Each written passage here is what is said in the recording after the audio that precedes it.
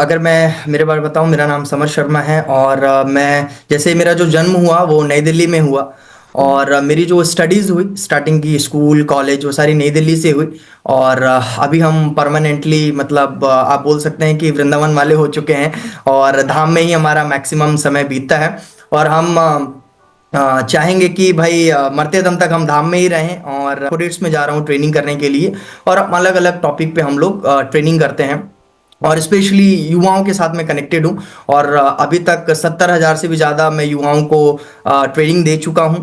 Great. और वो अपने जीवन में अच्छा कर रहे हैं। और स्पिरिचुअलिटी की अगर हम बात करें, जैसे आप पूछ रहे फैमिली बैकग्राउंड, तो मेरा जो, जैसे मैं एक ब्राह्मण फैमिली को बिलोंग करता हूँ। जी। तो हमारे फैमिली में शुरू से ही मतलब भक्ति वाला माहौल रहा। और भक्ति मतलब टिपिकल जैसे इंडियन फैमिली में होता है ना, हम्म। भक्ति जो स्टार्टिंग से मतलब 11-12 साल के बाद की जो मेरी कहानी रही। लगभग पिछले 12 साल में इतना उतार चढ़ाव आया मेरी लाइफ में, मैं बता नहीं सकता। चाहे वो फाइनेंस को लेकर बोलिए, मतलब कम उम्र में भगवान ने मेरे को सब कुछ दिखा दिया। मतलब ये समझिए कि मेरे पिता का निधन भी हो गया, वो भी देख लिया हम्म। मैंने कम एज में। और लोगों से दूरियां, पहले खूब दोस्ती यारी रहती है, बहुत सारी चीजें रहती है, तो उनसे दोस्ती यारी भी बनी, बहुत व्यवहार बना, फिर उनसे दूरी। फिर करियर में फ्लक्चुएशन बहुत ज्यादा देखने को मिला। और मेरे को एक टाइम पे ये भी देखने को मिला कि मतलब मैं 20 साल की एज में अपने फैमिली का, मतलब मेरे खानदान में कोई अभी मिलीनियर नहीं बना होगा, बट मैं 20 की एज में वो भी अचीव किया मैंने। But great. तो सबसे पहले बात करते हैं कि हम कृष्ण भक्ति में कैसे आए, राधा रानी की शरण में कैसे आए। तो देखिए, मैं बहुत प्रैक्टिकल चीज बताऊंगा। मुझे क्या लगता है कि आप ना भक्ति को मतलब आप आगे से चूज नहीं करते हो कि मेरे को इनकी पूजा करनी है, इनकी ऐसे करनी है। तो मेरा भी कोई ऐसा था नहीं कि मैं बाय चॉइस मैंने कृष्ण भगवान की मतलब भक्ति को स्वीकार किया है, राधा रानी। क्योंकि हमारे अंदर इतनी सामर्थ्य नहीं है कि हम उनको स्वीकार कर सके, क्योंकि वो करेक्ट। उनकी कृपा होती है कि हम्म। वो जिसे चाह लें, मतलब जिसको प्यार से देख ले तो फिर वो उनका उनका ही हो जाता है, उनकी भक्ति। Hare Krishna viewers, welcome back to my YouTube channel spiritual talk. और एक बार फिर एक नए पॉडकास्ट में आप सबका हार्दिक स्वागत है। और जैसा कि आप जानते हैं, मैं युवाओं से बात करता हूं, युवा कृष्ण भक्तों से बात करता हूं। तो आज फिर मुझे मौका मिला है बात करने का एक वेरी यंग जो कृष्ण भक्त हैं, राधा रानी के भक्त हैं, समर शर्मा। वो मेरे साथ जुड़ रहे हैं दिल्ली से। और थोड़ा सा उनके बारे में बताता हूँ। बाय बर्थ जो है वो दिल्ली उनका बर्थ प्लेस है। और जो मेरे लिए जो खास बात है आज के पॉडकास्ट में, वो दो रीज़न है। एक तो वो यूथ है, यूथ के लिए उनके जो मैसेज होंगे, उनकी जो लर्निंग होगी, जो बातें वो शेयर करेंगे, वो हमारे लिए बहुत अच्छा होने वाला है। और दूसरा मेरे लिए इम्पोर्टेंट ये है कि पहली बार मेरे पॉडकास्ट में कोई डिसाइपल ऑफ परमानंद महाराज जी के आए हैं और राधा वल्लभ संप्रदाय से पर्टिकुलरली जो प्रैक्टिसेस हैं राधा वल्लभ संप्रदाय की फॉलो करते हैं, तो वो मेरे पॉडकास्ट में आए। तो ये दो चीज़ें मेरे लिए बहुत इंपॉर्टेंट है। और इसके अलावा वो एक बाई प्रोफेशनल पब्लिक स्पीकर हैं और साथ में जो है आपके ट्रेनर हैं, कॉरपोरेट ट्रेनिंग। और उनसे काफ़ी इंसाइट मिलने वाली है कि जो है वो स्पिरिचुअलिटी का मिक्स आपकी जो हमारे जो कॉरपोरेट ट्रेनिंग्स होती हैं उसमें how spirituality will get benefited. और आजकल एक ट्रेंड भी है कॉरपोरेट में भी, people want to understand spirituality and try to follow the spiritual laws in their day to day life. तो उस पर, उस एस्पेक्ट पे भी जो है हमारी कोई बात होगी। तो सबसे पहले मैं स्वागत करना चाहूँगा समर शर्मा जी का। आपका बहुत बहुत धन्यवाद समय देने के लिए, टाइम देने के लिए और चैनल से जुड़ने के लिए। और एक बार आपका बहुत बहुत स्वागत है स्पिरिचुअल टॉक शो पे। बहुत बहुत शुक्रिया आपका। तो थैंक यू। सबसे पहले तो राधे राधे, हरे कृष्णा। और आपके सभी व्यूअर्स को भी मेरी तरफ से राधे राधे। और आशा करते हैं कि आज का ये जो स्पिरिचुअल डिस्कशन होगा, और मतलब युवाओं के लिए जो देख रहे हैं आपके चैनल के माध्यम से, उनको कुछ ना कुछ तो जरूर सीखने को मिलेगा। और उनके टाइम का वैल्यू करते हुए हम जो भी एक्सपीरियंस है, ऐसा तो हमारे अंदर कोई सामर्थ्य नहीं है, जो भी गुरुदेव जी से सीखा है, राधा रानी की कृपा से जो भी आता है, जो भी थोड़ा बहुत, तो उनकी कृपा से हम आपके साथ में शेयर करने का कोशिश करेंगे। धन्यवाद जी, धन्यवाद। तो सीधे चलते हैं समर शर्मा जी, पहले क्वेश्चन की तरफ। पहला क्वेश्चन मेरा, आप बिल्कुल युवा हैं, 24-25 साल की उम्र है आपकी, और आपकी पर्सनालिटी भी जो है प्रोफेशनल ट्रेनर की तरह लगती है, आपका बोलना भी है। तो मेरा पहला क्वेश्चन आपको सीधा सीधा है, आप थोड़ा अपने बैकग्राउंड के बारे में, फैमिली के बारे में, और आपकी एजुकेशन बैकग्राउंड, और भक्ति का क्या माहौल है घर में, कैसे आपका झुकाव हुआ, इसके बारे में थोड़ा सा आप रोशनी डालिए। ज़रूर। अ, अगर मैं मेरे बारे में बताऊँ, मेरा नाम समर शर्मा है और मैं जैसे मेरा जो जन्म हुआ वो नई दिल्ली में हुआ। और मेरी जो स्टडीज़ हुई स्टार्टिंग की, स्कूल कॉलेज वो सारी नई दिल्ली से हुई। और अभी हम परमानेंटली मतलब आप बोल सकते हैं कि वृंदावन वाले हो चुके हैं और धाम में ही हमारा मैक्सिमम समय बीतता है। और हम चाहेंगे कि भाई मरते दम तक हम धाम में ही रहें। और बहुत मतलब कृपा है राधा रानी की कि अभी धाम में रहने का मौका मिल रहा है। धाम में मतलब धाम से जुड़े रहने का मौका मिल रहा है। और अगर मैं अपने लाइक एजुकेशन के बारे में बताऊं, तो एजुकेशन मेरा जैसे स्टडीज़ कॉलेज वगैरह स्कूल वगैरह सब दिल्ली से हुआ। और इसके साथ साथ में मेरी जो बिजनेस की स्टडीज़ हुई वो भी दिल्ली से हुई। और इसके साथ में फिर हमने करीबन में पिछले 4 साल से मैं स्कूल में ही और कॉलेजेस में और स्पेशली कॉरपोरेट्स में जा रहा हूँ ट्रेनिंग करने के लिए। और अलग अलग टॉपिक पे हम लोग ट्रेनिंग करते हैं और स्पेशली युवाओं के साथ मैं कनेक्टेड हूँ। और अभी तक 70,000 से भी ज़्यादा मैं युवाओं को ट्रेनिंग दे चुका हूँ। ग्रेट। और वो अपने जीवन में अच्छा कर रहे हैं। और स्पिरिचुअलिटी की अगर हम बात करें, जैसे आप पूछ रहे फैमिली बैकग्राउंड, तो मेरा जो जैसे मैं एक ब्राह्मण फैमिली को बिलोंग करता हूँ। जी। तो हमारे फैमिली में शुरू से ही मतलब भक्ति वाला माहौल रहा। और भक्ति मतलब टिपिकल जैसे इंडियन फैमिली में होता है ना भक्ति। अभी भक्ति का मायना हमारे लिए कुछ और है, लेकिन पहले जैसे नॉर्मली होता है कि घर में पूजा करना, पूजा है पाठ। ना।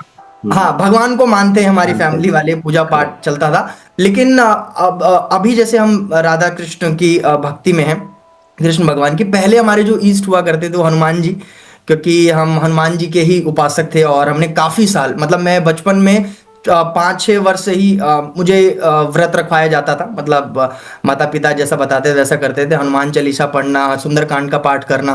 तो ये सारी चीजें, ऐसा माहौल था घर में शुरू से ही। और जैसे हमारे जो पिताजी और मेरी माता जी वो दीक्षित हैं दोनों गुरु जी से। अच्छा। और किसी और गुरु से, ये हमारे गुरु से नहीं, किसी और गुरु से हम्म। दीक्षित है। तो हम्म। मतलब था स्टार्टिंग से, मतलब फैमिली में माहौल था, सत्संग का भी माहौल था, सारी चीजें। तो ये तो पता थी कि हम्म। सत्संग क्या है और भक्ति भाव करना चाहिए। लेकिन अभी जो मतलब स्पिरिचुअलिटी का एंगल आया है, जो समझ पा रहा हूँ मैं, समझ रहा हूँ मैं, तो ऐसा नहीं था। बट हाँ, कहीं ना कहीं आप बोल सकते हैं कि भक्ति की जो शुरुआत थी वो कहीं ना कहीं मतलब बचपन से ही हो गई थी, क्योंकि ऑफ कोर्स कुछ ना कुछ माहौल, एक सपोर्ट फैमिली से मिला, उसके बाद ही वो सारी चीजें, क्योंकि डॉट्स कहते हैं ना, कनेक्ट होते हैं कहीं ना कहीं जाके। तो बिल्कुल। वो बचपन में जो माँ बाप से मिला, ऑफ कोर्स वो अभी बहुत ज्यादा काम आ रहा है। बिल्कुल। तो अच्छी बात है। एनीवे, ये बात बिल्कुल सही कही आपने, ब्राह्मण फैमिलियों में ये तो बहुत कॉमन है कि जो एक आध्यात्मिकता का एसेंस है, पूजा पाठ का एसेंस है, वो तो आपके साथ इनहेरिट आता है। Same right. Case for me as well. तो ब्राह्मणों के फैमिली में ये चीज़ होती है, तो बचपन से ही हमें वो चीज़ें पता होती हैं कि जो हमारी कन्विक्शन है, मतलब भगवान के ऊपर हमारी कन्विक्शन है, मतलब ये it's not about the faith, but we have a conviction कि भैया ये कुछ है जो हमारे लाइफ को इम्पैक्ट करता है। जी। तो बढ़ते हैं आगे क्वेश्चन की तरफ। अगला क्वेश्चन मेरा ये है कि राधा रानी और कृष्ण भक्ति की ओर जो आकर्षण हुआ आपका, जैसा कि आपने खुद भी बताया, पहले काफी टाइम, काफी समय हनुमान भक्ति करी, हनुमान जी के साथ थे, तो ये कृष्ण भक्ति और राधा रानी की तरफ आकर्षण कैसे हुआ? और दूसरा, इसमें एक और चीज जोड़ देता हूं कि आपका अब तिलक विलक लगाते होंगे, कंठी वंठी धारण करते हैं, तो मतलब परिवार में जो रिश्तेदार हैं, जो जानने वाले हैं, रिलेटिव हैं, उनका मतलब एक तरह से कैसे देखते हैं आपके इस मार्ग को, और क्या वे सपोर्टिव हैं, मतलब हाउ दे लुक एट? तो सबसे पहले बात करते हैं कि हम कृष्ण भक्ति में कैसे आए, राधा रानी की शरण में कैसे आए।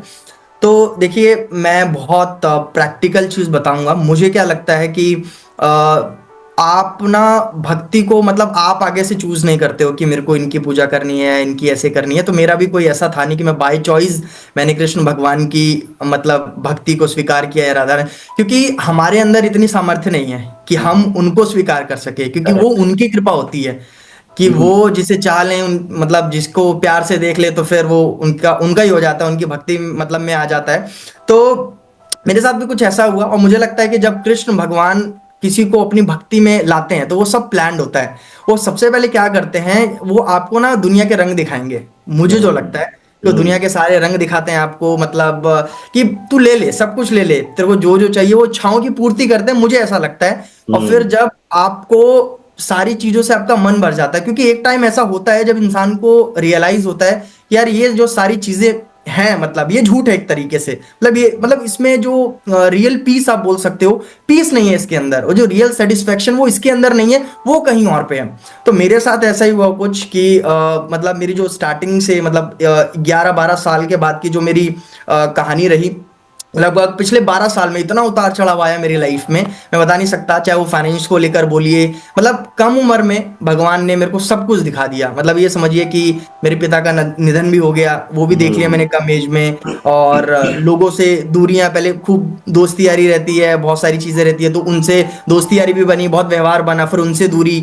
फिर करियर में फ्लक्चुएशन बहुत ज़्यादा देखने को मिला, और मेरे को एक टाइम पे ये भी देखने को मिला कि मतलब मैं 20 साल की एज में अपने फैमिली का मतलब मेरे खानदान में कोई अभी मिलीनियर नहीं बना होगा, बट मैं 20 की एज में वो भी अचीव किया मैंने।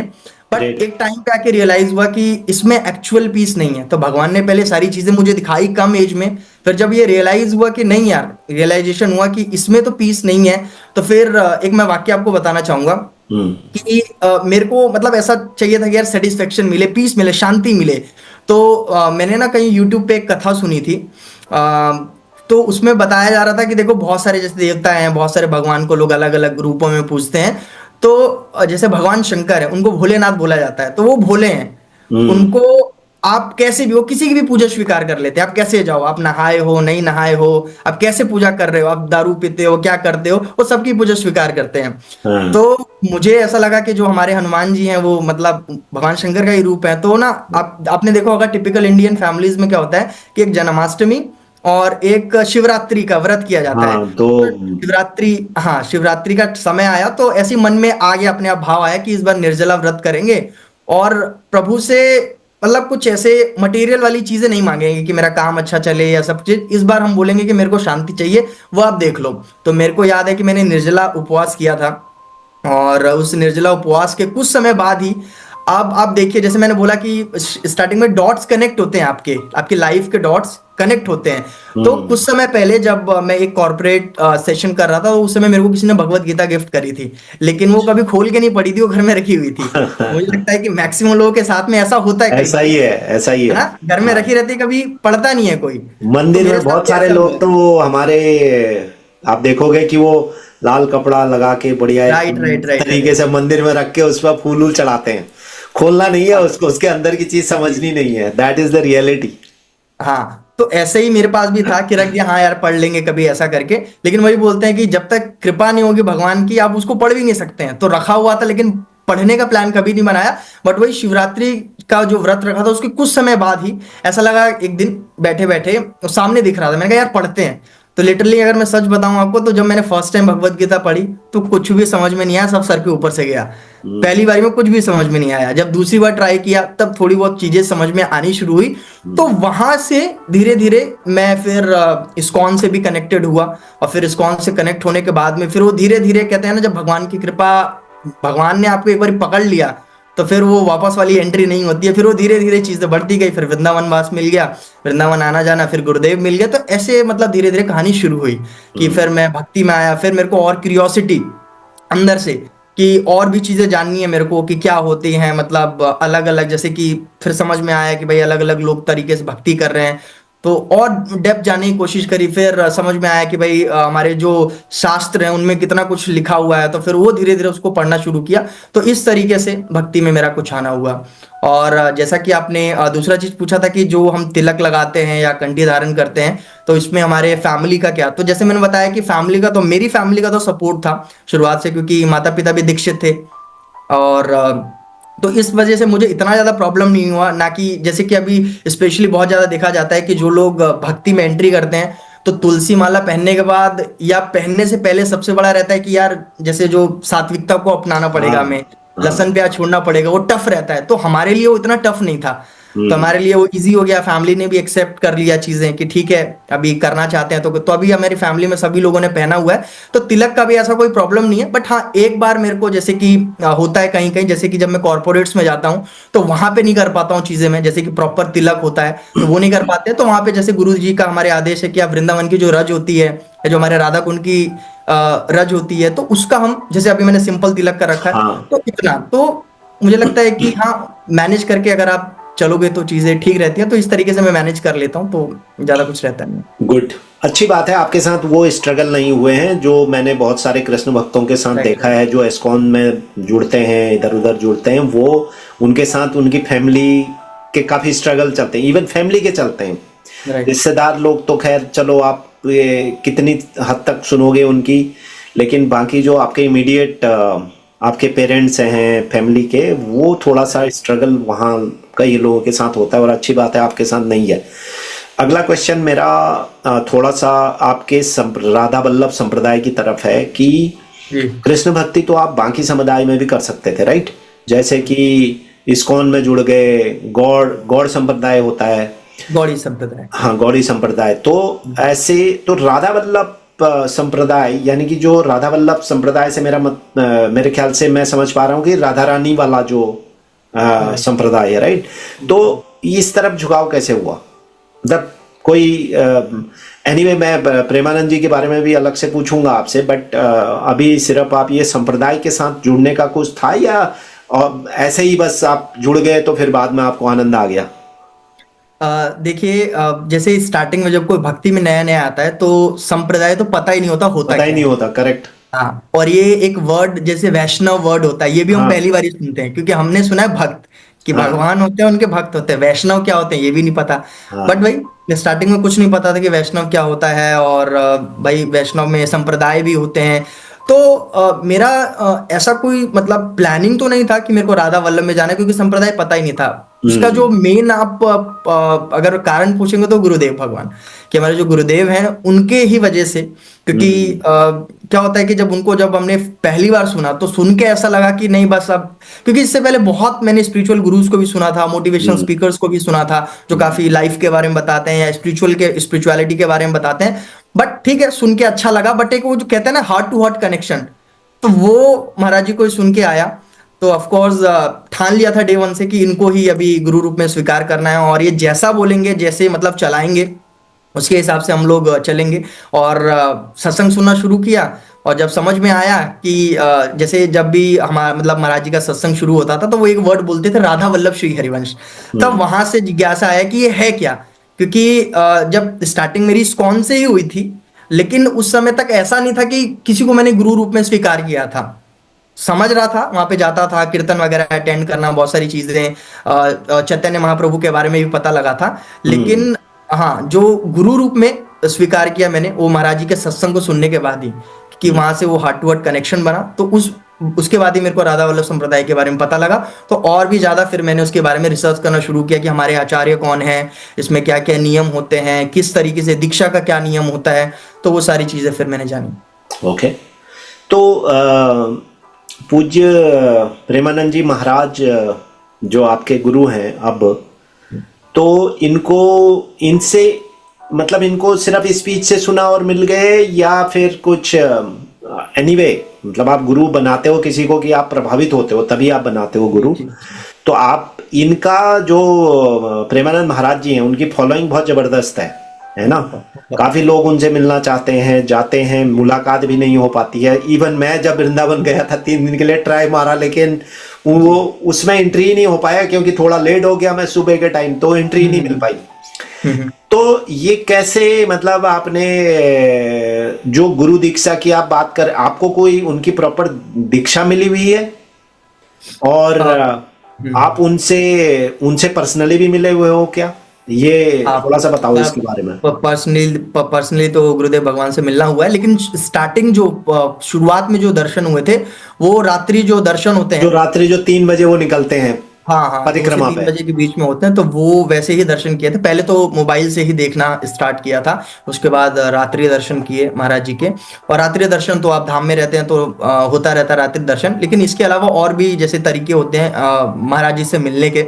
हम्म। सत्संग का एक तरीका होता है, एक एकांतिक वार्तालाप होता है, जिसके अंदर आपने देखा होगा मोस्टली वही हाँ, लोग देखते मोस्टली हैं, वो एकांतिक सवाल जवाब वार्तालाप होते हैं। वाले ही वीडियो डालते हैं। हाँ, इसके अलावा कीर्तन होते हैं, कीर्तन में भी दर्शन हो जाता है। तो हमने सब तरीके से दर्शन किया हुआ, सत्संग भी जाके सुना हुआ है। इवन कल कल नहीं परसों हम लोग जाने वाले हैं।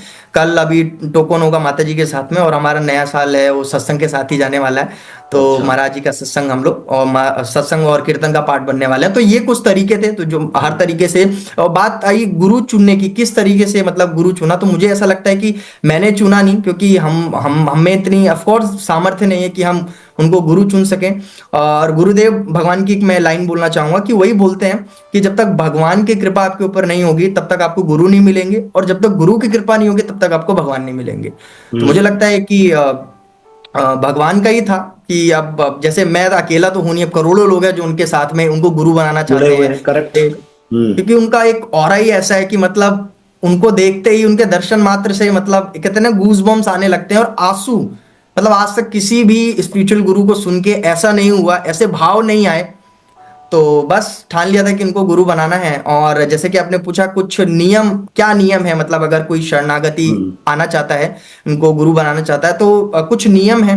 अगर जैसे आप राधा वल्लभ संप्रदाय में गुरु जी से दीक्षा लेना चाहते हैं, तो सबसे पहला नियम तो ये होता है कि आपने कहीं और से दीक्षा नहीं ली होनी चाहिए।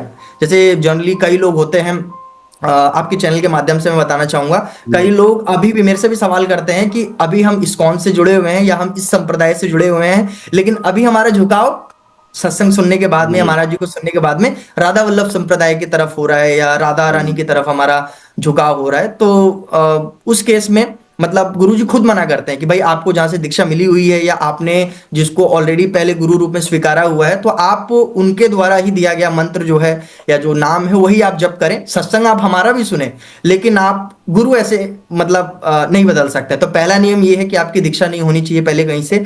इसके अलावा अगला नियम ये है कि आपको एक बेसिक चीज कि आपको राधा वल्लभ संप्रदाय के बारे में पता होनी चाहिए, कौन आचार्य हैं, ये संप्रदाय कब शुरू हुआ। और जैसे आप नियम पूछ रहे हैं कि और क्या दीक्षा के नियम कैसे हैं, तो दीक्षा में तो यही है कुछ इंपॉर्टेंट नियम की। सबसे पहला तो हमें तुलसी माला धारण करनी पड़ेगी। और उसके बाद में हमारे कुछ ग्रंथ होते हैं राधा वल्लभ संप्रदाय के, उन ग्रंथों को हमें पढ़ना होता है। प्रॉपर रूटीन होता है, जो रूटीन मैं भी फॉलो करता हूँ। तो हम्म। उसमें जैसे कि हमारी एक ग्रंथ होती है जिसका नाम है श्रीहित 84। तो श्री श्रीहित 84। 84, हाँ श्रीहित 84। तो इसमें 84 पद हैं। तो ये पद का हमें डेली 12-12 हमें पद पढ़ने पड़ते हैं बिना व्याख्या के। और जो दूसरा है उसको बोलते हैं श्री राधा सुधा निधि। तो राधा सुधा निधि ये संस्कृत में श्लोक होते हैं जो हमें 10 श्लोक डेली पढ़ने होते हैं व्याख्या के साथ में। एक ये नियम है। इसके अलावा तीसरा नियम है, हमारी एक और ग्रंथ है सेवक वाणी जी। तो अच्छा। सेवक वाणी जी के हमें 5 छंद पढ़ने होते हैं व्याख्या के साथ में। इसके अलावा एक रसोपासना करके हमारी ग्रंथ है जिसके अंदर नामावली है। अपने लालजू की नामावली है, श्री जी की नामावली है, श्री जी के 28 नाम है, भक्त की नामावली है। वो नामावली को हमें पढ़ना होता है। और जो सबसे इंपॉर्टेंट चीज है वो है अष्टयाम पद्धति हमारी। मतलब हमारे जो संप्रदाय है ना राधा वल्लभ संप्रदाय, आप जैसे पूछ रहे थे कि इसमें क्या आपको अच्छा लगा, तो हाँ। सबसे जो अच्छी बात मेरे को इस संप्रदाय की लगती है वो ये कि इसमें ना नियम का इतना वो नहीं है, इसमें प्रेम का महत्व है बहुत ज्यादा। हम्म। करेक्ट। हमारे संप्रदाय में प्रेम का ज्यादा महत्व है। हम नियम जैसे आपने देखा होगा कि बाकी जो संप्रदाय है उसमें एकादशी का व्रत किया जाता है, या भोग में तुलसी जी का, उसके बिना भोग नहीं लगता, लेकिन हमारे संप्रदाय में ऐसा नहीं है। हमारे में प्रेम का ज्यादा महत्व है। तो इसलिए तो ये सारे कुछ नियम हैं। और जो अष्टयाम सेवा पद्धति है इसके तहत हमें क्या करना होता है, अगर हमारे पास जैसे हमारे पास श्री जी हैं, तो सुबह से लेके उनके मतलब उत्थापन से लेके शयन तक हमें जितनी भी एक्टिविटीज वो सब पद गायन करके ही करना होता है। जैसे भोग लगाना हो गया, आरती करना हो गया, श्रृंगार करना हो गया, तो अष्टयाम सेवा पद्धति के तहत हमें, तो अगर ये आप 3 महीने तक कर पाते हैं, जितने मैंने ग्रंथ बताए इन ग्रंथों को आप डेली पढ़ पाते हैं और श्री जी की सेवा कर पाते हैं, और इसके साथ साथ आपको 11 माला करनी होती है राधा वल्लभ श्री हरिवंश की। तो राधा वल्लभ श्री हरि, ये नियम आप अगर पालन कर पाए, सात्विक खाना खा पाए, ब्रह्मचर्य का पालन कर पाए, तब आप 3 महीने बाद राधा के लिए कुंज पे जा सकते हैं और उनके जो परिकर हैं हमारे गुरु जी के, उनसे आप बात कर सकते हैं दीक्षा के लिए। तब आपको दीक्षा के लिए आगे, क्योंकि सबसे इंपॉर्टेंट चीज यही होती है कि लोग नहीं कर पाते हैं। क्योंकि हम्म। जाकर नए नए आप भक्ति में आ रहे हो तो इतना नियम करना किसी नए के लिए, क्योंकि मान बहुत मान लीजिए मुश्किल है। दीक्षा दे दी जाए किसी को, फिर वो नियम ना कर पाए तो वो भी एक गलत चीज है। तो इसीलिए हम्म। पहले अभ्यास कराया जाता है कि अब अभ्यास करिए, फिर उसके बाद दीक्षा दी जाती है। तो ये नियम होते हैं। तो अगर कोई राधा वल्लभ संप्रदाय से जुड़ना चाहता है तो इन नियमों का पालन करके वो जुड़ सकता है। बहुत बढ़िया। ओके। तो आपने आपको मतलब दीक्षा मिल गई वहां से, आप ये कह रहे हैं, है ना? नहीं, दीक्षा नहीं मिली है, दीक्षा मैं अभी ली नहीं है मैंने। अच्छा, ली मैं क्या नहीं। सारे नियम पालन करता हूँ, मेरा नियम जो पालन दीक्षा है करते वो हो मार्च में। और कभी हाँ, फ्यूचर में अगर आपको लेनी है तो आप जी ले लोगे, है जी ना? जी जी जी। ओके। और वहां पे प्रेमानंद जी महाराज जी से मिलने के लिए जो उनका एक तो है, ठीक है, वो जो 3 बजे निकलते हैं तो लोग खड़े रहते हैं, है ना? जी जी। उसके अलावा उनका सत्संग होता है और दूसरा उनका एकांत जो प्रवचन होते हैं ध्यान होता जिसमें है। लोग जाके क्वेश्चन पूछते हैं। हम्म। तो उसके बारे में तो जरा यदि बताएं जैसे कैसे। चैनल के माध्यम से कोई सुन रहा है और उसको जानना है, तो ये भी मैं थोड़ा सा क्लैरिटी दे देता हूँ हम्म। कि एक तो पहला रात्रि दर्शन होते हैं। हम्म। और रात्रि दर्शन महाराज जी अपने भवन में रहते हैं, वहां से हम्म। निकलते हैं, वहां से स्टार्ट करके अपना राधा किली कुंज तक आते हैं, आश्रम तक आते हैं। हम्म। तो परिक्रमा मार्ग, तो परिक्रमा मार्ग पर पूरी भक्तों की भीड़ लगी रहती है, और ये जो भीड़ है 11-12 बजे से लगनी स्टार्ट हो जाती है। लोग 11 बजे हम्म। से आके ही लाइन में लग जाते हैं, और 2 बजे से लेके वो समय थोड़ा ऊपर नीचे होता रहता है। कई हम्म। बार 2 बजे, कई बार 2:15, तो ऐसे 2 से 3 के बीच में महाराज जी आते हैं। तो पहला तरीका है कि आप वहां पे दर्शन कर सकते हैं। अब हम्म। बात आती है कि अगर आप महाराज जी का सत्संग सुनना चाहते हैं, तो सत्संग सुनने के लिए हमें लाइन में लगना पड़ता है। महिलाओं के लिए अलग लाइन लगती है, राधा के लिए कुंज का जो मेन गेट है उसके बगल में ही अच्छा। इस साइड में लाइन लगती है महिलाओं के लिए, इस साइड में पुरुषों के लिए लाइन लगती है। हम्म। और कम से कम 150 लोगों को टोकन मिलता है, हम्म। क्योंकि इतने लोगों की ही व्यवस्था है वहां पे, हम्म। क्योंकि उनके अपने परिकर भी सत्संग में बैठते हैं। तो हम्म। आप ऐसा समझ लीजिए 70-75 महिलाएं रहेंगी, 70-75 पुरुष पुरुष रहेंगे, तो रहेंगे। इसलिए लोग पहले से ही लाइन लगा के रखते हैं। तो वो टोकन जो मिलता है महाराज जी के दर्शन के बाद मिलता है, यानी कि दर्शन अगर 2 बजे हो रहे हैं तो आपको टोकन कम से कम 4 बजे मॉर्निंग में मिलता है। और अच्छा। वो अगले दिन का मिलता है टोकन। जैसे कि आज आपने टोकन लिया तो सत्संग आपको अगले दिन सुनने को मिलेगा, और अगले दिन भी फिर आपको 2 बजे एंट्री कराई जाती है। और टोकन लेने के बाद पहले महाराज जी के दर्शन होंगे, फिर महाराज जी अंदर जाते हैं, उसके बाद में फिर आपकी एंट्री हो जाती है। और आप 6 घंटा, तो अगर आप महाराज जी को बहुत मतलब समय से फॉलो कर रहे हैं और आप उनके सामने 5-6 घंटा लगातार बैठ के उनकी वाणी को सुनना चाहते हैं, तो इससे बेस्ट ऑप्शन कुछ भी नहीं। हम्म। लगातार महाराज जी आपके सामने रहेंगे और आप उनकी वाणी सुनेंगे, सत्संग सुनेंगे, और वहां पे ये जो मैंने ग्रंथ बताए, तो इन ग्रंथ के पद भी किए जाते हैं और अच्छा। कीर्तन भी किया जाता है। तो 6 घंटे में ये सारी चीजें होती हैं। अब दूसरी बात आती है कि इसमें बच्चों को अलाउ नहीं होता है, बच्चे नहीं जा सकते हैं। अब जैसे कई लोग आते हैं ना, अपने छोटे बच्चों के साथ आते छोटे हैं, बच्चों के साथ, हाँ। हाँ, तो वो लोग क्या कर सकते हैं, 6 बजे सुबह कीर्तन का टोकन मिलता है। अच्छा। तो कीर्तन में बच्चे अलाउ हैं, हाँ, तो 6 बजे कीर्तन का टोकन ले सकते हैं। अब बात आती है कि महाराज जी से अब कोई बहुत बड़ी समस्या है या भागवतिक मार्ग का कोई प्रश्न है, आप वो पूछना चाहते हैं, तो उसके लिए एकांतिक वार्तालाप है हमारा। तो हम्म। एकांतिक वार्तालाप के लिए सुबह 8 बजे वहां पे नियम है कि 8 बजे सबसे लेट उसी का टोकन मिलता है। आप 8 बजे जाइए, 9 बजे तक आपको सबसे पहले अपना प्रश्न दिखाना होता है, क्योंकि आपका अच्छा। जो क्वेश्चन है वो भागवतिक होना चाहिए। और एकांतिक में क्या है कि स्पेस थोड़ा सा कम होता है, वहां हम्म। पे सिर्फ लगभग 30-40 लोग ही आ पाते हैं। हम्म। और जैसे कई बार बाहर से लोग मिलने आते हैं, कई स्पोर्ट्स पर्सन आते हैं, कोई वीआईपी एक्टर, वीआईपी मूवमेंट आजकल बहुत ज्यादा है, बहुत राइट ज्यादा। राइट, तो वो लोग आते हैं मिलने के लिए। तो या कभी साधु संत लोग आते हैं, तो उनको टोकन के लिए मतलब वो नहीं रहती है। तो इसलिए कई बार एकांतिक में ऐसा भी होता है कि आपको टोकन मिला, आपका प्रश्न जो है सिलेक्ट हुआ, उसके बाद भी आपकी एंट्री नहीं हुई, कई बार ऐसा भी होता है। तो हम्म। एकांतिक में चांसेस कम होते हैं जाने के। और अगर आपको ऐसा श्योरिटी चाहिए कि मेरे को जाना ही जाना है, दर्शन करना है, तो सत्संग और कीर्तन बेस्ट है। तो इस तरीके से ये तरीके हैं जिसके माध्यम से महाराज जी को सुन सकते हैं और उनके अच्छे से दर्शन कर सकते हैं। ओके। तो कहने का मतलब है कि कोई ऑनलाइन और ये सब वो सब कहानी कुछ नहीं है, सीधा नहीं वहां नहीं, जाके आपको वहीं लेना है, वो दोनों चीजें दोनों ही केस में वही है। जी जी वो लाइन लगानी है और वहीं के वहीं लेना है। ओके। जी जी बिल्कुल। चलो, ये दर्शकों के लिए भी बेनिफिशियल है क्योंकि बहुत सारे लोग हैं, इवन हम भी ट्राई कर रहे थे तो हमें पता ही नहीं था उस वक्त। तो जब मैं गया था जी जी वृंदावन तो 3-4 दिन लगा के मैं आया था, तो हमें पता नहीं था कि मतलब प्रोसेस क्या होती है। हालांकि उन्होंने बोला अब आज टाइम हो गया, कल होगा, कल इतने बजे आओ, वो सब बातें हुई। जी जी तो समय के अभाव अभाव की वजह से हम नहीं ले पाए थे। जी तो बढ़िया है, बहुत अच्छी बात है, दर्शकों के लिए भी ये क्लैरिटी हो गई। तो अगला मेरा प्रश्न, अब थोड़ा सा गेयर शिफ्ट कर रहा हूँ। बोलिए। अब वो ये है कि आप आपका आगे का जो फ्यूचर प्लान क्या है? वैवाहिक जीवन आ, हम्म, होगा, और होगा तो आ, वो जो आपकी मटेरियल चीजें भी चलेंगी साथ में, और साथ में आपकी भक्ति भी चलेगी। तो ये सामंजस्य आप कैसे बनाएंगे, संतुलन? और मतलब क्या रिकमेंडेशन है? हालांकि मैंने कभी भी प्रेमानंद महाराज जी के बहुत सारे प्रवचन सुनता हूं, तो मैंने कभी ऐसा देखा नहीं है कि उन्होंने ये कहा है कि आप सन्यासी हो जाओ। जी जी उनका तो बकायदा ये कहना है कि आप गृहस्थ जीवन में रह करके भक्ति करो, और अच्छे से करोगे तो उसका पुण्य बहुत ज़्यादा है। क्योंकि आप सांसारिक चीज़ों में रह करके उन चीज़ों से उन चीज़ों को बैलेंस करते हुए आप भक्ति करके आगे निकल रहे हो, तो मतलब that is a excellent things बोलते हैं। क्योंकि साधु बनने के बाद तो आपके पास वे फॉरवर्ड नहीं है ना, सही क्योंकि बात। फिर तो आपके पास एक ही ऑप्शन है। फिर आप हम्म, वापस मटेरियल लाइफ में तो जा नहीं पाएंगे। तो आपके पास ऑप्शन ही एक होता है, तो इसलिए आप उसमें आराम से आगे निकल जाते हो। तो इसलिए उन्होंने कहा कि सांसारिक जीवन प्लस भक्ति वो हम्म, ज्यादा टफ है एज कंपेयर टू सन्यासी। हालांकि सन्यासी बनना टफ है, वो जी एक जी। अलग बात है। हम्म। तो आपका तो क्या है?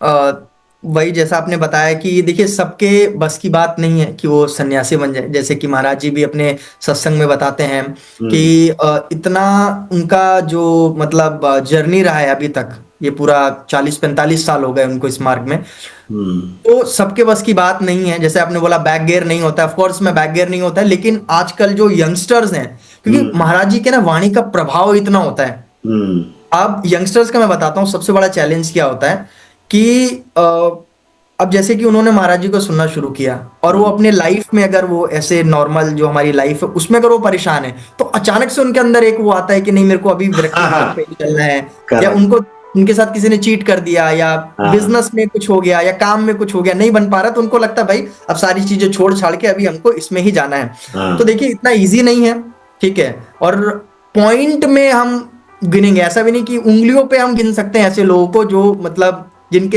हो सकता है कि जैसे महाराज जी बोलते हैं मेरे भाग्य में लिखा था, उनके भाग्य में लिखा था, पूर्व का भजन भी था उनका। तो हम्म। सबका तो इतना होता नहीं कि आपका पूर्व का बहुत बड़ा कोई भजन रहा है तो आपके भाग्य में लिखा हो कि आपको इसी मार्ग पे जाना है, वो एक हम्म। बहुत रेयर केस है। अब बात आती है कि दो ही तरीके हैं हमारे पास में, एक गृहस्थ है और एक विरक्त है।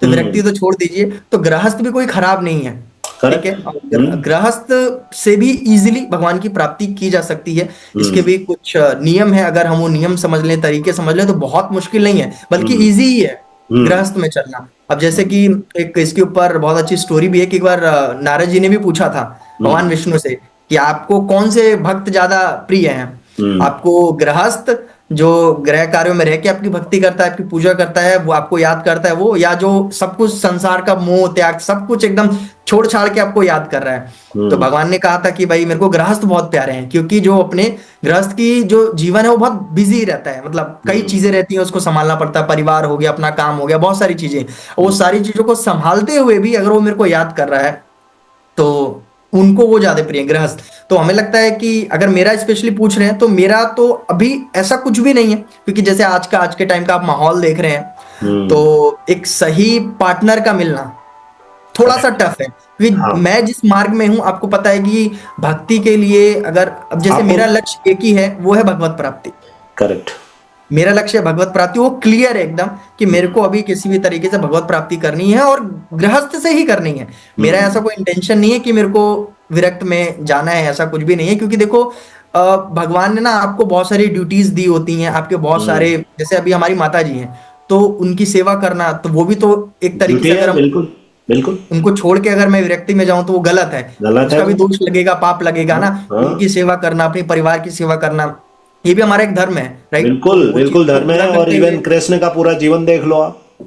उन्होंने जी राज बिल्कुल धर्म निभाया, उन्होंने दोस्ती का बिल्कुल। धर्म निभाया, दोस्तों का धर्म निभाया। और अपना उनका पूरे गीता के अंदर आप उपदेश पढ़ लीजिए, उन्होंने कहीं भी ये तो नहीं कहा कि आप सब काम धाम छोड़ के जो है भक्ति भगवान करो, श्री कहीं कृष्ण नहीं ने कहा, भी वो तो गृहस्थी अर्जुन को अपनाई, भगवान बकायदा श्री बता राम रहे ने भी थे। गृहस्थी अपनाई। हाँ। हाँ, तो गृहस्थ कोई खराब चीज नहीं है, बट उसमें यह है कि अगर आप कुछ सावधानियां अगर रख लें तो वो चीज को, जैसे गुरुजी भी बताते हैं, तो कुछ सावधानियों को रख के गृहस्थ में बहुत अच्छे से चला जा सकता है। और मेरा, जैसे आप पूछ रहे हैं विवाह का, तो मेरे तो अभी ऐसे, जैसे मैंने बोला, मेरा ऐसा खुद का नहीं है कि मेरे को कुछ ढूंढना है ऐसा। वो हम्म। सब अभी हमने कान्हा जी के ऊपर छोड़ दिया है। मुझे लगता है कि हम्म। वो जो डिसीजन लेंगे वो बहुत काफी अच्छा डिसीजन लेंगे। तो हम्म। उनकी डिसीजन में मेरी खुशी है, वो जैसा चाहेंगे। मैंने ये अपना पूरा माइंड बना रखा है कि वो आगे जैसी भी स्थिति आई, मैं प्रिपेयर हूं उसके लिए। कि हम्म। अगर वो मेरे को, मतलब कोई कन्या चूज करते हैं मेरे लिए, तो मैं उसमें भी हम्म। खुश हूँ। अगर नहीं हम्म। चूज करते हैं, मैं उसमें भी खुश हूँ। तो मैं उनके डिसीजन में खुश हूँ। मेरा ये पूरा माइंडसेट मैंने बना रखा है। लक्ष्य एक ही है, भगवत प्राप्ति। और कोशिश कर रहा हूँ पूरी, और आगे भी यही रहेगा कि जो हमारे गुरुदेव ने नियम बताए हैं, उस नियम के आधार पे चलें। और जैसा कि बोलते हैं कि नाम जप बहुत जरूरी है, तो आखिरी सांस तक नाम जप ना छूटे हमसे। बस यही है, और भगवत प्राप्ति नाम तक। जप, हाँ, नाम जप बहुत इंपॉर्टेंट है। कलयुग में तो नाम जप ही है जो आपको थोड़ा सा जी सही डायरेक्शन पर लेके जाएगा। ओके। अगला प्रश्न थोड़ा सा आपके कॉरपोरेट वर्ल्ड के साथ ही भी जोड़ देता हूँ। जी अगला प्रश्न मेरा ये है कि आपकी जो ये भक्ति है, क्योंकि लोगों को पता तो है कि आप ये करते हैं, कंठी भी धारणा रख रहे हैं, तिलक भी आप लगाते ही हैं, तो जो है जब आप कॉरपोरेट वर्ल्ड में होते हैं, लोगों से ट्रेनिंग में हैं या कहीं स्पीच दे रहे हैं, और आपके कुछ मित्र भी होंगे, आपने कॉलेज करा है, पढ़ाई करी है, तो मित्र भी हैं, तो वो लोग आपके इस इस पार्ट ऑफ दिस लाइफ वो कैसे देखते हैं, हाउ दे लुक एट। और उसी के साथ का अगला क्वेश्चन है, क्या, हालांकि आपकी एज अभी बहुत बहुत कम है, 24-25 is a very small age, आप तो मतलब बहुत युवा हैं, तो अभी आपको बहुत टाइम है आपके पास, वो समय भी आएगा जब people will influence by you. लेकिन अभी तक ऐसा कुछ हुआ कि लोगों का मतलब थोड़े बहुत इन्फ्लुएंस हुए हों? और दूसरा, लोग आपको देखते कैसे हैं समाज के अंदर, ये भी एक बहुत बड़ा क्वेश्चन हो जाता है when you keep your self motivated. क्योंकि हालांकि इंसान को कहा यह गया है, गीता में तो ज्ञान ही वही है, आप unless until you are not a self motivated, तो आप फिर आप लोगों से मतलब इन्फ्लुएंस होते रहोगे। जी। तो जैसे कि तिलक और इसको लेकर अगर मैं बात करूं, तो जैसे मैंने आपको बताया कि मुझे लगता है सारी चीजें प्लान्ड होती हैं। अब जैसे हम्म। मेरे साथ, मेरे केस में ऐसा हुआ कि हम्म। मेरा फ्रेंड सर्कल पहले बहुत बड़ा था। हम्म। लोगों में मेरा बहुत ज्यादा था, उठना बैठना, पहले कई साल पहले, आज से कई साल पहले की मैं बात कर रहा हूँ। तो हम्म। वो 2018 में ही किसी रीजन से, मुझे भी नहीं पता, आज वो चीजें मेरे को समझ में आती हैं कि ये भी इसका पार्ट था। कि हम्म। भगवान की ही प्लानिंग होती है कि आप आज, जैसे कि 2025 आने वाला है, ठीक है, हम्म। 2000, अभी मेरे को करीबन 6 साल से भी ज्यादा हो चुके हैं, मेरे कोई फ्रेंड नहीं है, मेरा कोई फ्रेंड सर्कल नहीं है। ओ। मेरा सिर्फ मेरा जो रूटीन है, उसको मैं, उसमें मेरा जो समय जाता है, बाकी जो मेरी ट्रेनिंग्स हैं, और ट्रेनिंग में जिन लोगों से मैं मिलता हूँ, मैं मोस्टली अभी कोशिश करता हूँ, वो तो क्योंकि प्रोफेशनल प्रोफेशनल हो गए ना, वो तो सारी हाँ, वो चीजें प्रोफेशनल। प्रोफेशनल उन काम से ही मतलब रखता हूँ मैं। मेरे को सबसे ज्यादा जो, जैसे आप जैसे लोगों से बात करने में, या जो मैं खुल के, जो मेरी हम्म। ये जो अलग साइड है वो निकल के आती है जब मैं आप जैसे लोगों से मिलता हूँ, या स्पेशली किसी डिवोटी से मिलता हूँ। हम्म। अदरवाइज मैंने अपने आप को इस तरीके से बनाया हुआ है कि हम्म। मेरा टाइम वेस्ट ना जाए, क्योंकि संगति का बहुत असर पड़ता है। और बहुत असर आधा काम पड़ता है। भगवान ने पहले ही कर दिया था कि मेरे जो फ्रेंड सर्कल या जो भी था, जिससे मुझे लगता कि अगर वो समय में भक्ति स्टार्ट होती तो मैं 100% डाइवर्ट हो जाता। तो हम्म। वो चीजें पहले ही भगवान ने छुड़वा दी, और मैं, हम्म। मेरा मैक्सिमम समय एकांत में जाता है। मतलब आप ये मानिए कि मेरा डेली का कम से कम 15-16 घंटा तो मेरा जाता है आराम से अपने एक एकांत, एक कमरे में। मेरी माता जी भी मेरे साथ में नहीं रहती, हमारी हम्म। श्री जी हमारे साथ में रहती है, गुरुदेव हमारे साथ में होते हैं, और मेरा पूरा फोकस होता है कि भाई मेरे को ये चीज करना है। तो मुझे इतना ज्यादा तो मतलब ऐसा टफ जैसा तो नहीं लगा कुछ भी, है ना। और हाँ, बात रही जैसे आलोचना की, तो स्टार्टिंग में मिलता है जब आप भक्ति की शुरुआत करते हो, हम्म। और आप तिलक वगैरह, या तो लोग तो बोलते ही हैं कि मतलब जैसे भगवान के बड़े भगत बने फिर रहे हम्म। हैं, हम्म। या साधु बनने का इरादा है क्या, ये तो ये हम्म। सारी चीजें तो सुनने को मिलती हैं। और हम्म। एक दो बार स्टार्टिंग में मेरे साथ ऐसा वाक्य भी हुआ कि मैं जैसे स्टार्टिंग में ट्रेनिंग में हम्म। या ऐसे ऑनलाइन वेबिनार जब हमारा होता था उसमें जब मैंने लगा के, तो हमारे कुछ स्टूडेंट्स या जो हमारे क्लाइंट्स थे उन्होंने भी बहुत सारी बातें बोली थी कि हम्म। इनका तो अलग ही जा रहा है। तो फिर मेरे को उसी समय जब गुरुदेव की हमने एक सत्संग सुना तो उसमें एक बहुत अच्छी बात गुरुदेव ने बताई थी कि देखो, आज के समय में आप कंठी पहनते हो नहीं पहनते हो, या तिलक लगाते हो नहीं लगाते हो, ये भी मैटर नहीं करता ये है। भी मैटर और नहीं करता। भक्ति जो चीज है, रिलेशनशिप और जो भक्ति है, ये दोनों चीज छुपाने की जरूरत है। ये हाँ। छुपाने वाली चीज है। और हाँ। आज लोग उल्टा कर रहे हैं। हाँ, भक्ति उल्टा को कर रहे बहुत हैं। ज्यादा मैं नए नए आए वही भक्ति में। जी जी जी।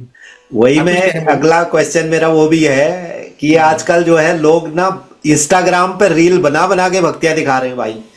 ये मैं कर रहे हैं, ये आपने भोग लगा दिया, ये हमने जो है ब्रह्मचर्य का पालन कर रहे हैं, 12 बजे उठ रहे हैं, 1 बजे उठ रहे हैं, जो भी है। और जी उसके बाद मंदिरों में जाके रील बनाना, मतलब वो अलग ही ट्रेंड है। अब जी जी। अब उनके भक्ति को तो क्वेश्चन मैं नहीं कर रहा हूँ, लेकिन समझ नहीं आता कि मतलब ट्रेंड जी कुछ अलग है। वो जो आपने जी। बात इंडिकेट करी वो अलग है।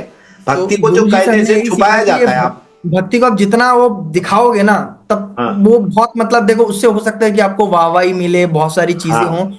तो मैं लिटरली इन सब, मैं गुरु, अपने गुरुदेव की एक एक वाणी को देखो, मेरे अंदर, मुझे नहीं पता कि मेरे अंदर क्या टैलेंट है क्या नहीं है, बट दो चीज मुझे लगता है कि मेरे अंदर बहुत अच्छी है, जिसने मेरे मेरे को अभी तक बहुत हेल्प किया है। पहला कि मैं किसी भी, अगर जैसे डिसिप्लिन में आना चाहता हूँ तो मैं बहुत जल्दी आ जाता हूँ। एंड हम्म। दूसरी चीज इम्प्लीमेंटेशन।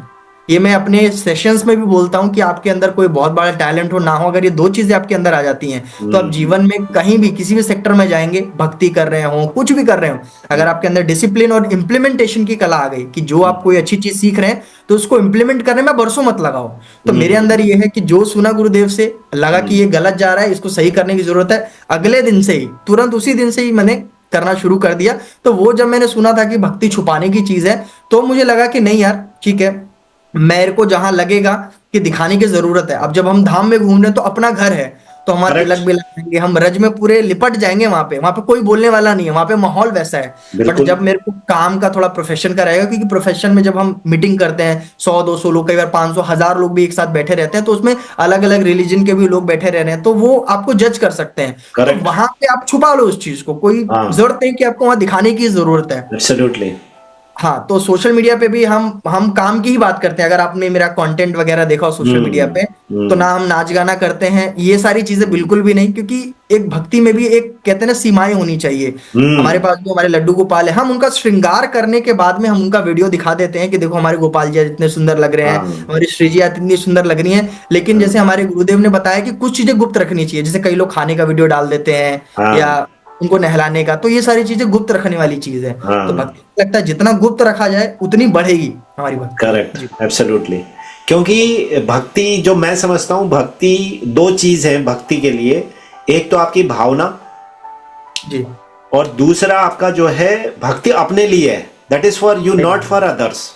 सही बात है। अगर आप भक्ति जो है ये देख के कर रहे हैं कि भाई आप दूसरों को दिखाना चाह रहे हैं, तो वो तो है ही नहीं भक्ति ना, दैट इज नॉट रियल भक्ति। सही डिवोशन, बात। Devotion is for your self. अब जब अपने लिए डिवोशन भक्ति, आपके राइट। अपने लिए है, तो फिर दिखाने का सवाल किसे दिखाओगे आप? To whom you trying to show. और जैसे आपने आलोचना की बात करी, कई बार तो घर से शुरुआत हो जाती है, तो उन हाँ। डिवोट, क्योंकि मेरे पास भी लोग क्वेश्चन करने आते हैं कि जैसे हाँ। मेरे घर में लोग नॉनवेज खाते हैं, लेकिन मैं भक्ति हाँ। करना चाहता हूँ, प्रभु जी अब मैं क्या करूं? हाँ। तो गुरु जी की कई बात मैं उन लोगों को बोलता हूँ कि देखो, आपको बोलने की जरूरत ही क्यों कि अपने माता पिता से कि आपको तुलसी माला पहनना है, या हाँ। छुपा सिंपल। के रखो। आप करेक्ट। अंदर अंदर नाम चलाते रहो और भगवान के ऊपर छोड़ दो। मुझे लगता है भगवान ऐसी व्यवस्था कर देंगे कि हो सकता है कि क्या पता आपके माँ बाप को सत्संग में ले आए, वो ऐसा कुछ हो जाए, है ना? तो वो भगवान के ऊपर छोड़ दो, आप पहले शुरुआत करो, और जितना चीजों को छुपा के रखेंगे, मुझे लगता है कि, और देखो जैसे गुरुदेव भगवान बोलते हैं, अगर हो सकता है अगर बाहर से आलोचना आ रही है, कहीं से आलोचना आपको आ रही है, तो गुरुदेव भगवान क्या बोलते हैं कि आप सब में भगवान की भावना करो।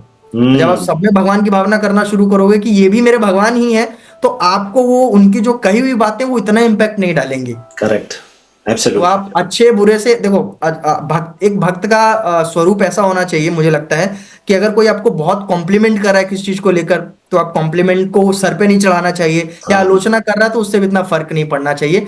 तब ही आप जब बीच में स्टेबल रहोगे, तो ही आप भक्ति में ग्रो कर पाओगे। Absolutely correct. बिल्कुल सही बात है। और वैसे भी जो है लाइफ तो है ही है, आपकी रोलर कोस्टर की तरह चलती है ना वहाँ। जी जी। तो जैसे आपके सीजन चेंज होते हैं, वैसे ही आपके जीवन में साइकिल चेंज होता है, तो कभी गर्मी कभी ठंडा का जैसे सीजन में हो रहा है तो आप वैसे अकॉर्डिंगली ढल जाते हैं, राइट? तो जी। वही आपका लाइफ में भी है। तो ठीक है, बहुत बढ़िया बात आपने कही। तो आगे बढ़ता हूँ, जो कॉर्पोरेट ट्रेनिंग्स आप कराते हैं उनमें क्या स्पिरिचुअलिटी के लिए लोगों का इंटरेस्ट क्या है? क्योंकि अब आप कम से कम आप कह रहे हैं 700-800 लोगों को आप ट्रेन कर चुके हो, है ना, स्कूल्स के और 70,000। कॉर्पोरेट में। तो स्पिरिचुअलिटी के लिए ट्रेंड क्या है? How the people are looking at the spirituality? उनके अंदर थोड़ा बहुत एसेंस है या नहीं है? वो इंटरेस्ट जग रहा है कि नहीं जग रहा है, from your point of view as a अभी ट्रेनर? जब से मैं लाइक भक्ति में आया हूँ तब से मैं देख रहा हूँ कि ये चीजें बढ़ रही हैं। और इसमें सबसे बड़ा जो रोल प्ले कर रहा है वो सोशल मीडिया प्ले कर रहा है। कि हम्म। सोशल मीडिया से ही देख के, एक दूसरे को देख के ही लोग इन्वॉल्व हो रहे हैं। मुझे लगता है कि ठीक है, इसका जैसे नेगेटिव साइड भी है, बट कहीं हम्म। ना कहीं पॉजिटिव साइड ये भी है। आप बोल सकते हैं कि किसी बहाने भी अगर इंसान भगवान से जुड़ रहा है तो मुझे लगता है हम्म। ठीक है। हम्म। इसी बहाने अगर वो जैसे हमें अभी रील वाली चर्चा करी थी, तो हमें लगता है कि ठीक है, इसी बहाने अगर भगवान का नाम ले रहे हो तुम, या भगवान का कहते हैं ना कि चिंतन भी कर रहे हो, तो धीरे धीरे कहीं ना कहीं वो भी आपका कल्याण करेगा। तो हम्म। अगर मैं मेरे सेशंस की बात करूं, तो जैसे कि मैं अपने सेशंस की जो शुरुआत करता हूं स्पेशली स्टोरी टेलिंग से करता हूं मैं। हम्म। तो उसमें मैक्सिमम मेरे जो एग्जांपल्स होते हैं वो रामायण से होते हैं, हम्म। और भगवत गीता से भी हम लोग लेते हैं। तो हम्म। उसमें इंटरेस्ट आता है लोगों का। तो हम्म। कहीं ना कहीं ये है कि एक मतलब ऐसा नास्तिक लोग तो नहीं मिलते हैं मेरे को, कि एकदम जो मान ही नहीं रहे, मानते हैं, हम्म। भगवान में विश्वास है, हम्म। लेकिन स्पिरिचुअलिटी का असली मतलब लोगों को नहीं पता है। उनको हाँ। लगता है कि सिर्फ जैसे धूप अगरबत्ती कर लिया, ये कर लिया, हाँ, तो हाँ, यही स्पिरिचुअलिटी है। यही स्पिरिचुअलिटी है। That's what actually I am just trying to understand. अब जैसे कि दो बात मैं यहाँ पे बोलना चाहूंगा। पहला चीज तो ये कि लोगों का एक ना एक पैटर्न ये बना हुआ है कि जो भक्ति है वो 50 के बाद की चीज है। हाँ, दैट इज अनदर स्पिरिचुअलिटी है वो प्रॉब्लम। 50 के बाद की चीज है। उनको ये एक तो इस पैटर्न को तोड़ना पड़ेगा। और मुझे लग रहा है कि हाँ, अब जैसे बहुत अभी जो कथावाचक हैं उनके थ्रू, गुरुदेव भगवान हैं, ऐसे और भी संत हैं जो जिनकी हम्म। वीडियो सोशल मीडिया पे आती रहती है, तो उनको सुन के हम्म। युवाओं में काफी चेंज तो आ रहा है। वो आ रहा पैटर्न है। टूट भी रहा है धीरे धीरे। क्योंकि एक सिंपल सी बात है ना, जैसे कि एक बहुत पुरानी कहावत बोली जाती है कि आप भगवान को मुरझाया हुआ फूल तो नहीं चढ़ाते हो ना, हाँ। पान को खिला हुआ फूल चढ़ाते हो। तो ये जवानी जो है खिला हुआ फूल है।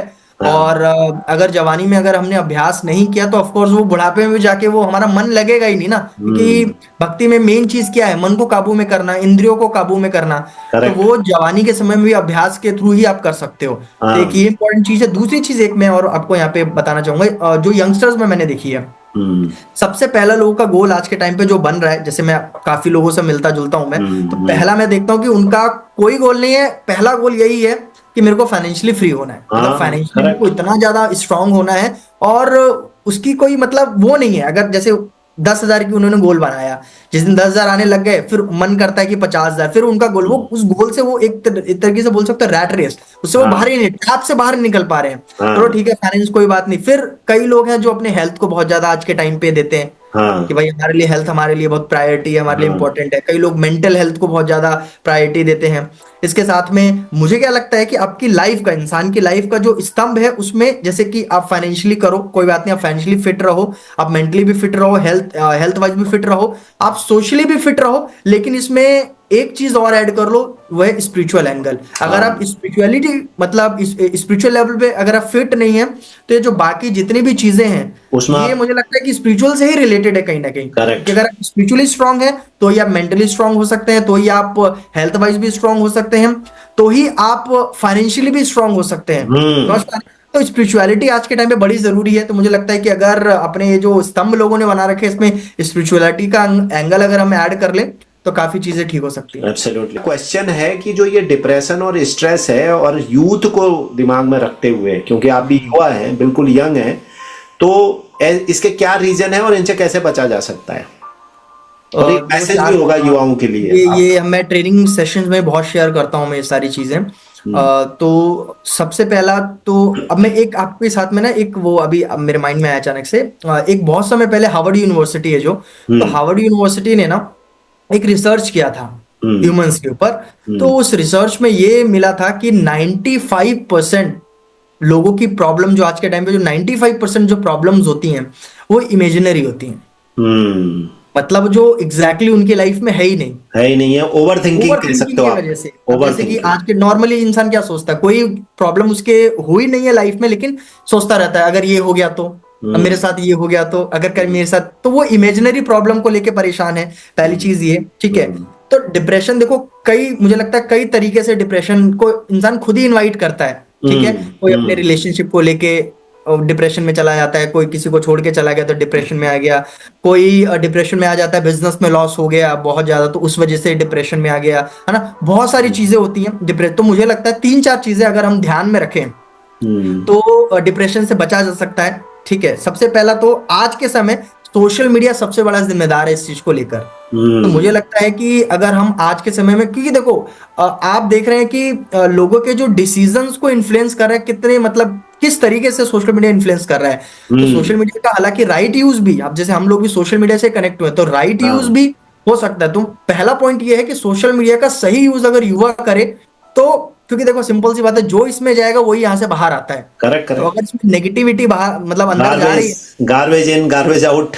हाँ, एक एक कहावत बोलते हैं कि चाय में अगर कोई जहर मिला दे तो इंसान उससे बच सकता है, लेकिन दिमाग में कोई जहर मिला दे, नेगेटिविटी हाँ। मिला दे, तो इंसान उससे नहीं बच सकता है। तो हम्म। युवाओं को सबसे पहले तो social media, right use of social media, क्योंकि सोशल मीडिया पे गलत चीजें देखेंगे, क्योंकि सोशल मीडिया बहुत गलत तरीके से इंपैक्ट डाल रहा है लोगों के माइंड में। तो हम्म। पहला पॉइंट ये।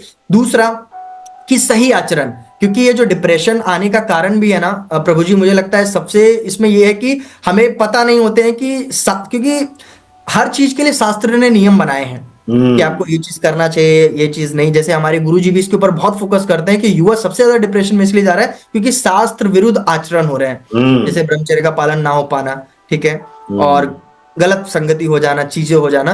तो ये भी कहीं ना कहीं, तो अगर आपको ये पता लग जाता है तो मुझे लगता है कि आप हर युवा को, जैसे मैं पिछले एक साल से लगातार अपने सोशल मीडिया पे मैं पोस्ट भी करता हूं, मैं हम्म। बहुत सारी किताबें पढ़ता हूं, मैं लिटरली हम्म। अभी मेरे पास रखी हुई हैं, जिसमें मैंने अभी काफी अपने पुराण, काफी पुराण मैंने पढ़ने शुरू किए। और हम्म। भगवत गीता सबसे पहले पढ़ा, फिर श्री कृष्ण लीला, फिर भागवतम, फिर और भी हमारे जो आचार्य हैं, हमारे जो संत हैं, उनकी जो वाणी है वो मैंने पढ़नी शुरू करी। तो मुझे लगता है कि एक नियम ये बना ले कि हर ये कि हुआ कि अगर रात में सोने से पहले या सुबह उठ के शास्त्र पकड़ ले, कोई एक शास्त्र मेरे को पढ़ना है, जब वो खत्म हुए तो मेरे को दूसरा शास्त्र पढ़ना है। डेली 1 से 2 पेज भी पढ़ना शुरू करेगा तो उसको सही गलत का पता लगना शुरू हो जाएगा कि हम्म। शास्त्र क्या चीज मेरे को अलाउ कर रहा है।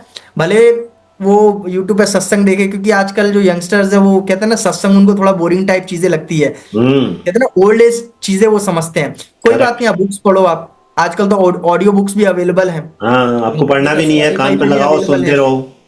हाँ यूट्यूब पे अवेलेबल है आप। बट हम्म। कुल मिला के बात ये है कि right use of social media, शास्त्र के विरुद्ध आचरण नहीं करना है, शास्त्र के अनुसार हमें आचरण करना है। और संगति, मुझे लगता है कि अगर संगति सही रहेगी, क्योंकि अगर कुसंग हो गया तो फिर चीजें खराब हो जाएंगी। तो अगर संगति सही है तो मुझे लगता है कि अब जैसे कि अब मेरे पास जो लोग बैठते हैं या मेरे जो स्टूडेंट्स हैं वो हमेशा ही बोलते हैं कि सर आप इतना पॉजिटिव कैसे रहते हो, आपकी हम्म। पॉजिटिविटी का राज क्या है। तो मुझे लगता है कि एक पॉजिटिव इंसान अगर 20 लोग नेगेटिव लोगों के साथ बैठ रहा है तो मुझे लगता है उनके दिमाग में कुछ पॉजिटिविटी वो डाल के ही आता है। तो हम्म। हमारी संगति का बड़ा असर पड़ता है।